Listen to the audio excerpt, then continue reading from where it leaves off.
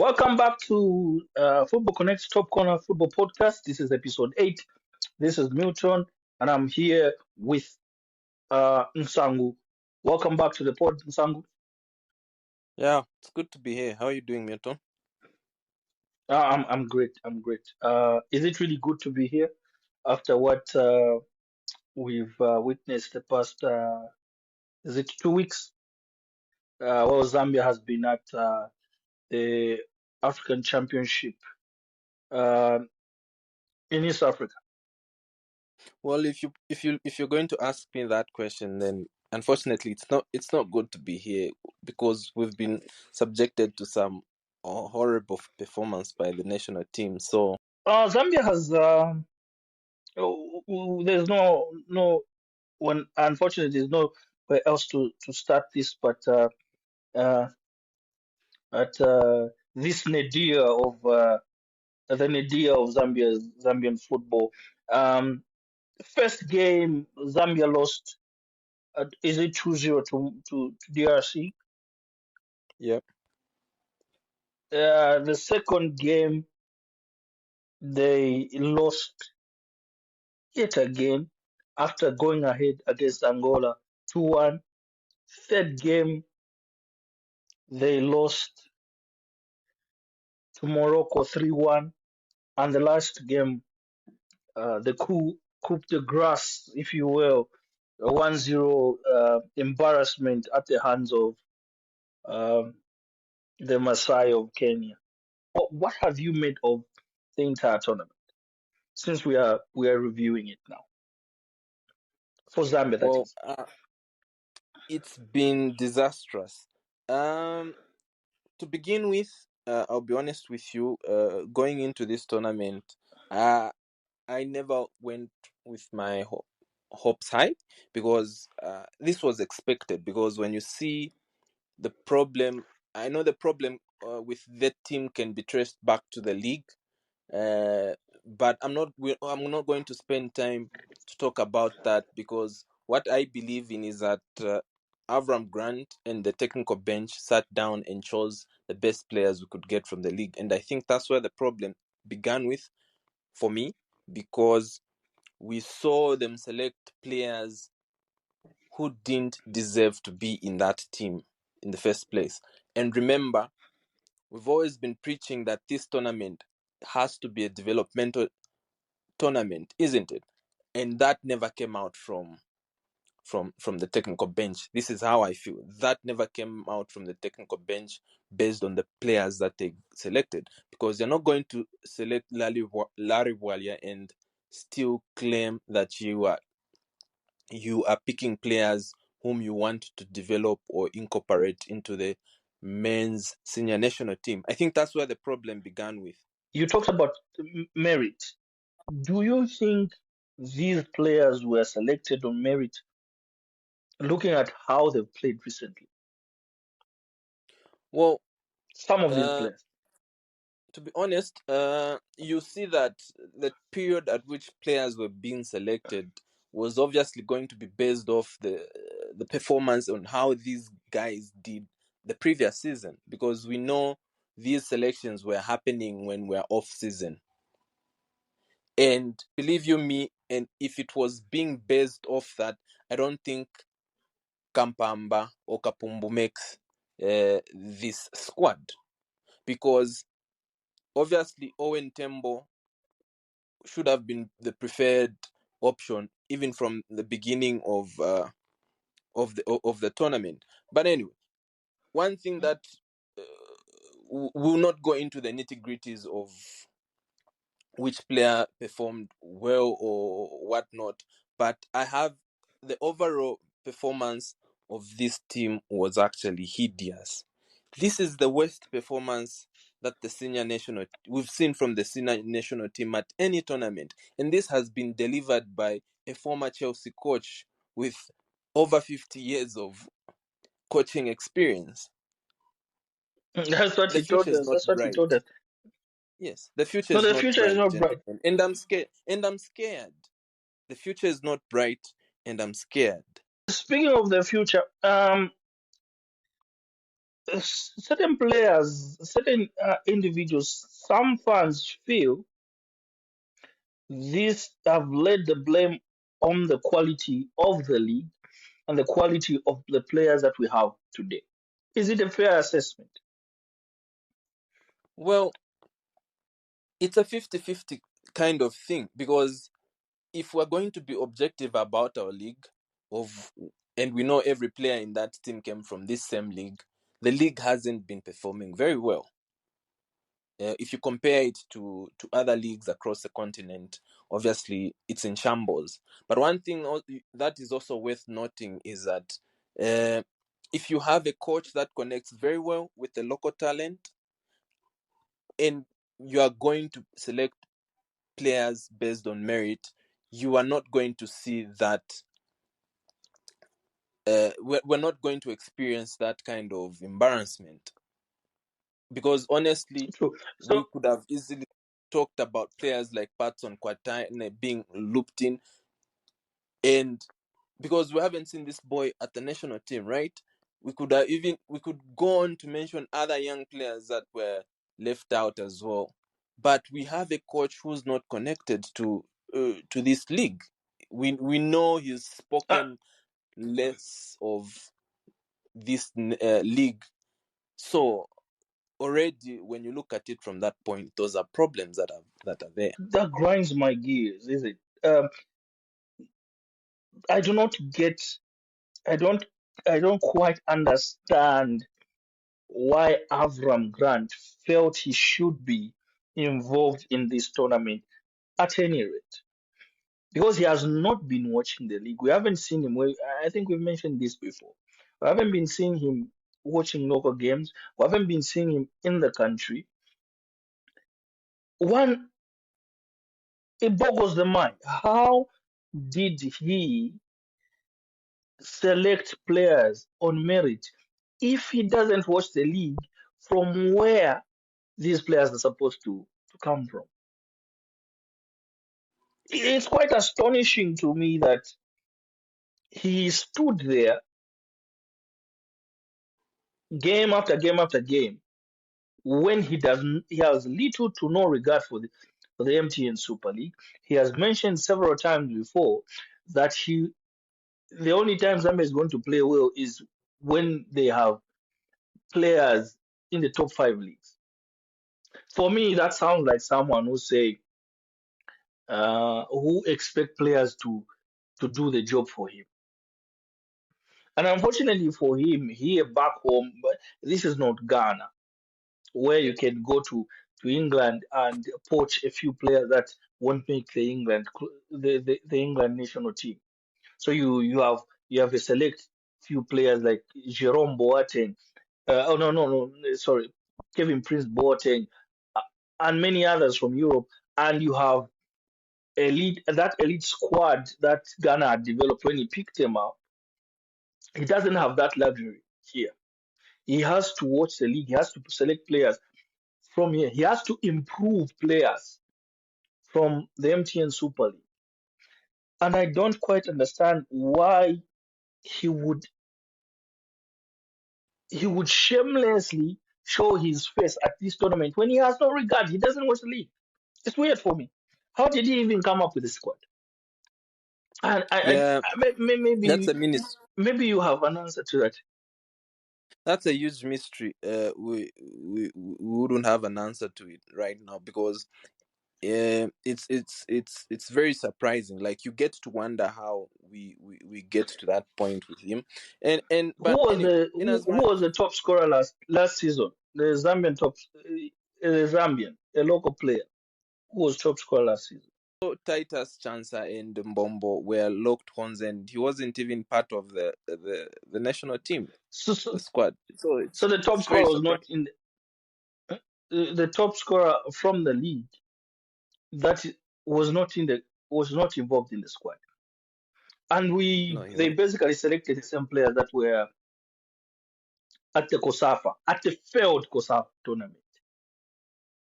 And what is it that Einstein said about doing the same thing? and expecting different results because they've been selecting these same players over the past few years for the COSAFA tournaments, and the last two COSAFA tournaments have been disastrous, right? They've been Yep. uh, Yes. humbling and embarrassing. Then they select the same players to go and expect them to perform in Kenya. They uh, Nothing against Kelvin Mwanga Kampamba, for example, but his league was disrupted in Libya because of conflict. He then hands him the keys to be the man that leads this team when he's barely been playing actively.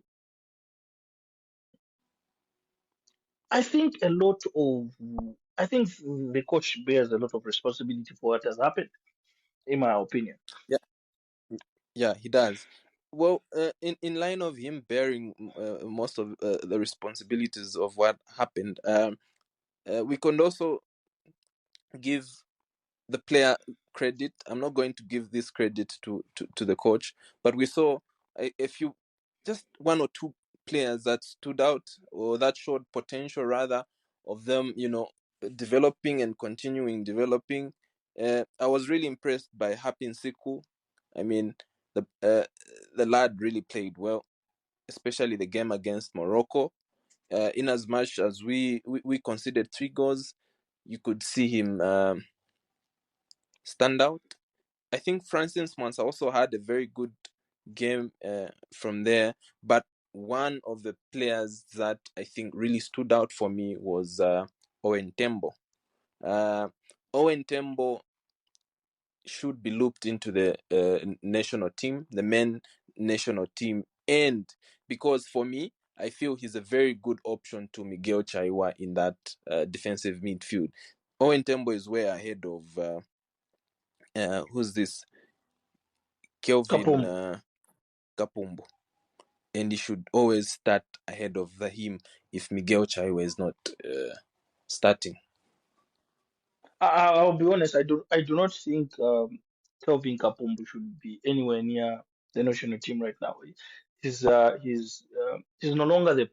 He was a good player and he helped Zambia to the last when they qualified to the last Africa Cup. He helped to unlock Emmanuel Banda in a way that only Mwepu managed to do before, and we qualified to the 2022 AFCON, where I think he disappeared, and since then I don't think he's been the same player. So just being honest, I don't think Kapombo should be in the frame. I think we should be exploring. Just to add on Siku, Siku was great, and maybe an illustration of what could have been if we had the FARS, the technical team at FARS, the technical bench had selected a different path, maybe to say let's see what else this league has. Let's call these young players, let's expose them, let's let's see what they can give us. And yeah, so it's a small window into what could be if these tournaments are properly used to develop these players. Yeah. It's been 3 years of Avram Grant, and we do not see any development. You said you are scared, right? We It's have. scary. It's 3 years. Yes, I It's three understand years, because and we 3 years I and can't even identify the kind of football we play. I don't know what style of football do we play, and that's a problem. exactly. Uh, I can't Yeah, true. remember. I can't remember a match Zambia really dominated from from the first minute to the last minute. We're always chasing shadows. And even worse is that um, you should each game. It doesn't matter which which op- which opponent we are playing. It's uh, it's ridiculous. You go into each and every Zambia game match. with trepidation, fear, because you know there's not going to be a performance. Rarely is there a result. And what's most worrying is that the next few months are pivotal. Zambia still retains a chance, a slight chance, to make the playoffs of the World Cup 2026. And after that, Zambia has to go to the AFCON in December. I have to be honest, and I think that AFCON is important for Zambia to try to build or start building on something to become comp- competent and competitive again. And I honestly do not think we'll be doing Zambia any service if we go into these important few months with Avram Grant. The MTN Super League kicked off this weekend. We were excited to see it kick off. We can now watch some local football. Um, you can segue us Unfortunately, it's into not on TV yet. yeah. Unfortunately, it isn't on TV. And I saw statements from clubs making highlighting that they won't be streaming the matches live because of some broadcasting issues and all those things, which is really unfortunate for people that live in towns that don't have teams in the league. Yeah. So also, if you are trying to follow your team, it's easier to you can't always go with them to Lusaka. You can't always travel with a team to Solwezi. It's easier when you just follow the team on Facebook. But I hope all these issues are fixed in the coming weeks. I hope a broadcaster is finalized. Ideal is we need to see more of these matches uh, on TV. I was privileged enough to watch Mufulira Wanderers play Mines United. An entertaining game. And then and I'm scared for my adopted team of Mines United, Kwaitane and the Mufulira Wanderers team. Uh, if football was discovered, football was taught on Saturday afternoon. Um, but before we started, you spoke about the number of goalless draws we had Well, in the first week. yeah. I mean, the league, the first week was kind of boring. Can you imagine? We had four draws, four goalless draws, not just draws, four goalless draws, and it's really sad and worrying that we're not having so many goals. I was looking at the stats in the past 10 years, and you actually notice that the trend is always like that. For the past 10 years, we only have one season where we had more than 20 goals in the first week.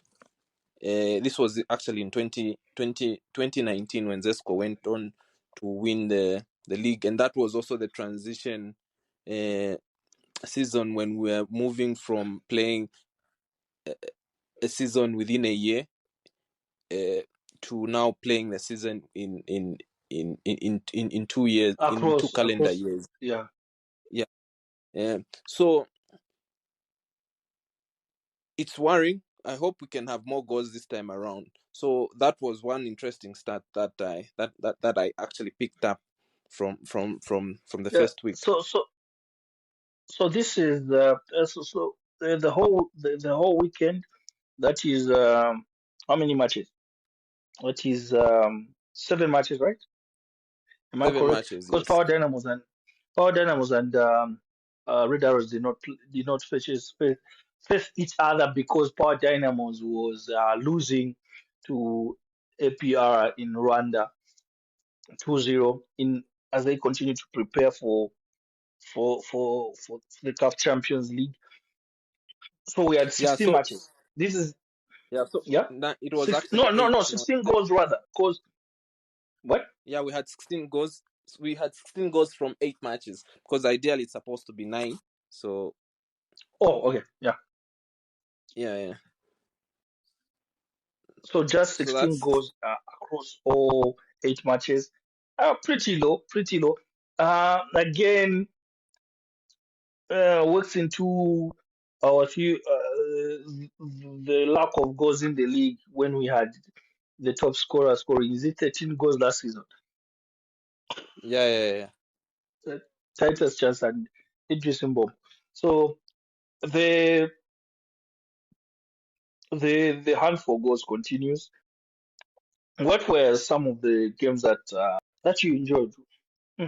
Yeah, yeah, yeah. Some of the things that I actually enjoyed and some of the things that was also worth picking up was what was happening in the match between Changa Rangers and Mutondo Stars. We saw Changa Rangers forward Christopher Itak score one of the fastest goals in the league. He scored this goal within 15 seconds. And the funny thing about it is that this was actually the first goal in this Yeah, season. it was And practically the first goal of the season. yeah, and Changa Rangers seem to have developed a knack of scoring first goals every season because they scored the first goal as well last season, but that was within 6 minutes. So yeah, that was also something something worth picking up. The other thing that we also noticed now is that Prison Leopards now will be playing under the new name FC Leopards, which is a good thing. I think it for branding purposes, FC Leopards sounds better than Prison Better than Leopards. prison now, but So obvious. Yeah, yeah, yeah. Speaking of that, that means um, the Central Province towns, tiny town of Kabwe, has three Super League teams, and those who live in Kabwe will be enjoying matches every other weekend. This weekend there were two of them, as I already alluded to. I already spoke of Mines United losing to Kwaitanis Mufuliro Wanderers, and then on Sunday there was at on the other side of town in Makululu President Stadium 0-0 between Nkana. Two huge teams coming to Kawe, and already with Kawe Warriors next week. So it will be entertaining for Central Province and Kawe Warriors and Kawe Town, obviously. Yeah, yeah, great season ahead. yeah, for a neutral fan and any other person that just enjoys the game, this is actually a good thing for people from Kabwe, because one other thing that you never run away from the fact is that football also spills over to influence how busy an economy is, and you notice like from Kabwe, the economy isn't that big, but with having these kind of games every weekend, you are assured to be having busy weekends, not just from watching games also, but like from traders and all those other things, which is actually a very good thing. I know others might not understand why we are going on talking about this, but if you've lived in a town that has only one team in the Super League, you notice that you only get to have this kind of feeling maybe twice, sort of in a month. But now this time, you continue It's having. every weekend. Uh, and, It's yeah, it keeps on. practically every weekend.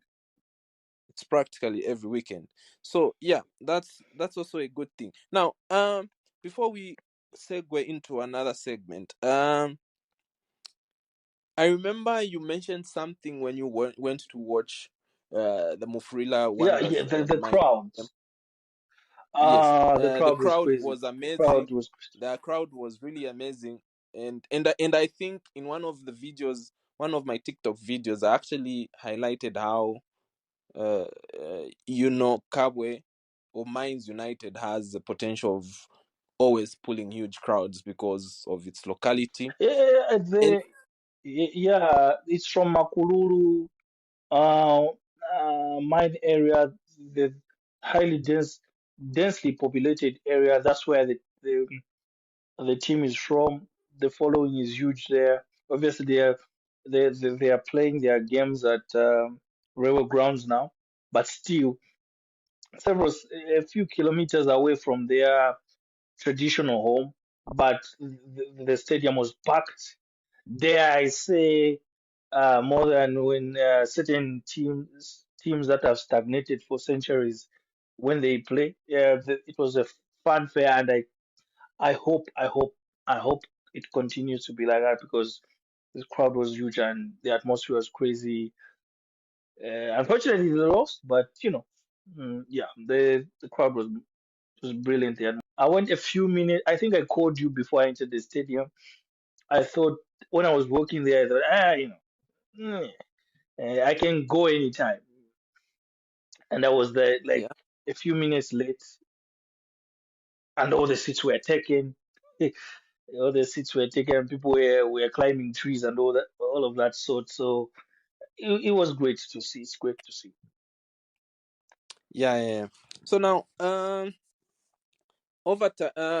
building up to this season, we've seen a number of Zambian players actually from Europe and across the world make some good transfers. Others have been good, others have been bad. Obviously, looking at the time we have, we can't cover everyone. But you have a few players that you'd like to talk about, the transfers, the clubs, the new clubs that they moved to, and what you think about that, and what you expect, obviously, from them.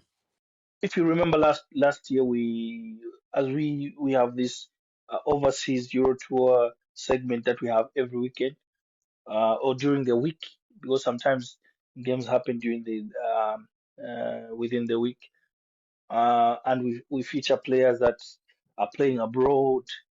And one thing we noticed last year is that some of our young bright players that we are looking to, like the Miguel Sabobo, Mutandwa, maybe those three were struggling for game time, right?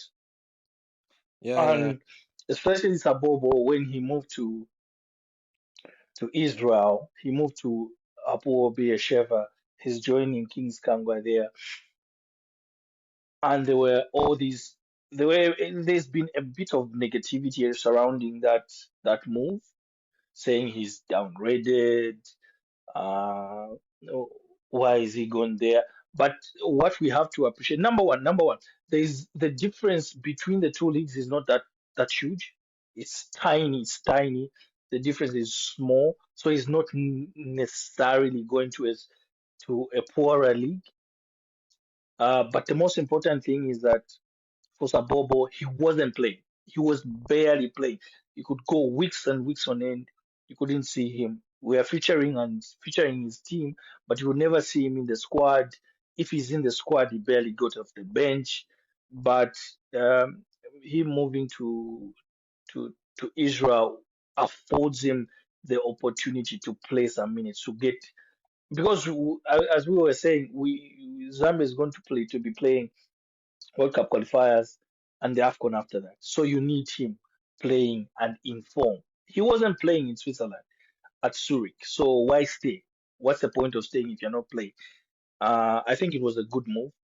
He has time to develop. Look at Lamek Banda. Lamek Banda went to a top five league by performing well in Israel, right?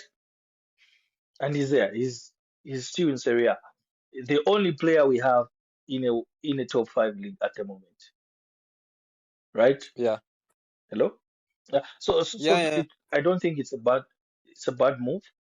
I think that's a great move. Um, yeah, Miguel also moved to Hibernian FC. They he's because it's Scotland. No one is saying it's a lower league, but he has upgraded for him. he Yep. has gone up a level.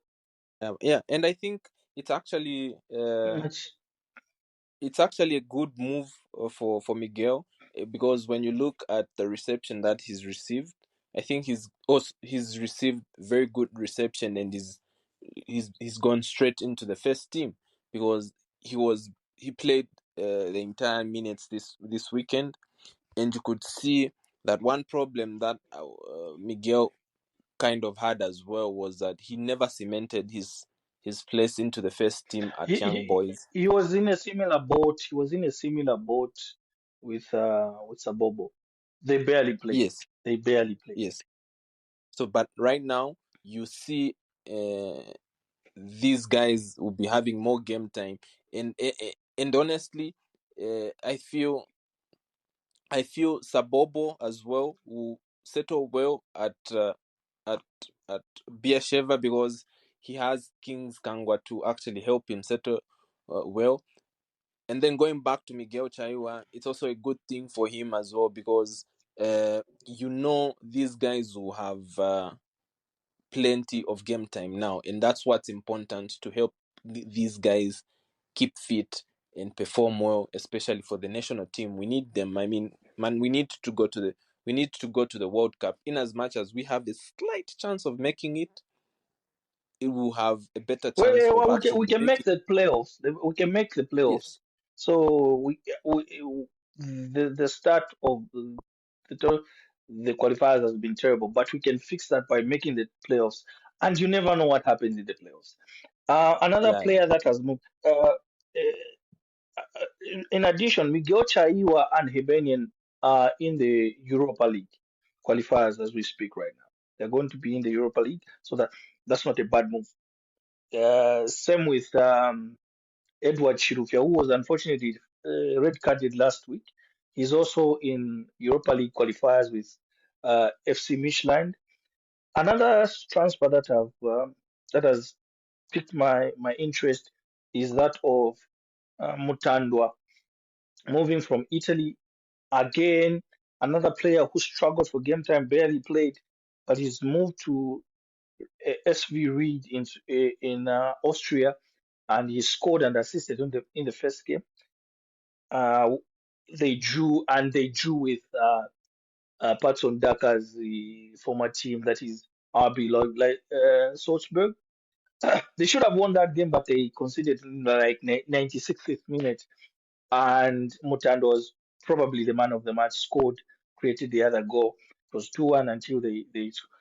So he started all the three games, all the the two games they've played, and that's encouraging again. That's encouraging. That's another young player that is doing well. Another transfer. The other two transfers I can speak of. Chipioka, who made a permanent move in Israel as well. He's already scored. He's a mainstay of his team. Uh, Petar Ktilva, he's a mainstay of that squad of that team. He's always starting. Started all the last three games that we've reviewed on the page on the blog. And Peter Chikola as well. He's moved from Cadiz to Linares. He wasn't playing. He wasn't going into the squad. So it's good for that these players have a chance to develop further by playing a lot of minutes. And even if Peter Chikola went to, is it the fourth division? You yeah. It discover is the that fourth division. Cardiff still inserted a hefty sell-on fee and a buyback clause. So that gives you an idea. But they, even if he, maybe they just want the player to go out and develop, if they can take him back, that shows a lot of faith still, despite selling him. So, so yeah, those are some of the transfers and the activities in Europe for or across the world for some of our players. We can't speak on all of them, but yeah. Yeah, that's very nice. I think generally when you look at most of these transfers that we've highlighted here, one of the things that you notice is that most of them, quite alright, have kind of gone to a lower league, or seemingly lower league than they were in. But one thing is that they're assured of more game time, and that's what's really important for our players right now to develop and also help the national team play well. Um, one of one Okay. of the players that we actually thought would move and hasn't moved is Person Daka. Do you have anything to say about that, or we just cut it here? I have nothing to say about Patson Daka. He's made his bed. So yeah. It's a tale as old as time, and we are not going to. We do not have a century to go into that. I think we can leave it here. Yeah, We can leave it here. We've exhausted yeah. as much as we could. Yeah. It was a Always good great chat. to chat about football, Mr. Nsangu. Um, until next week. Bye bye. Yeah. Until next week. Bye bye. Make sure to follow our page and vlog on all social media platforms. Goodbye, Milton. Okay. Okay.